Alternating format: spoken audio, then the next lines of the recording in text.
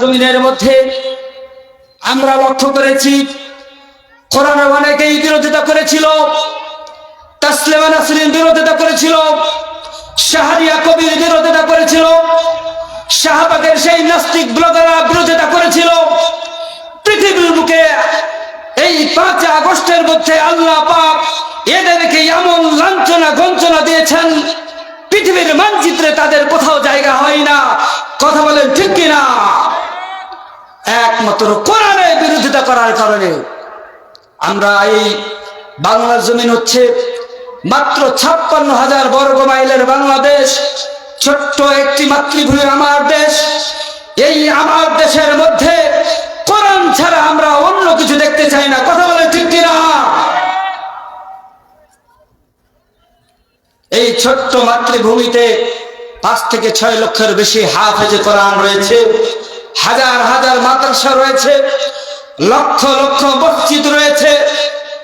95% মুসলমানের এই রাষ্ট্রে আমরা নামাজ দিয়ে দিন শুরু করি, নামাজ দিয়ে আমাদের দিন রাত শেষ হয়। এই হচ্ছে আমরা মুসলিম।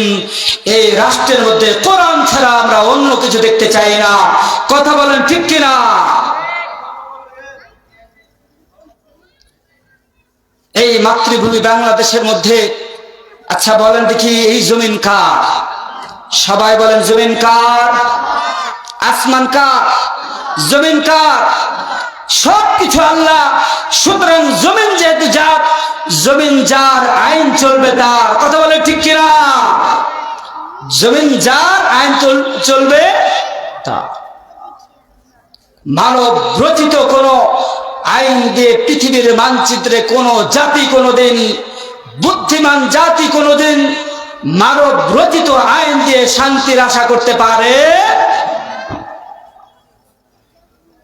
সেই ব্যক্তি, ওই জাতি কেবল মানব রচিত আইন দিয়ে শান্তির আশা করতে পারে যারা একেবারে নির্বোধ, যাদের মাথার ঘেলু, মাথার তাপ ছিঁড়ে গেছে। ওরাই শুধু মানব রচিত আইন দিয়ে পৃথিবীর মানচিত্রে শান্তির আশা করে।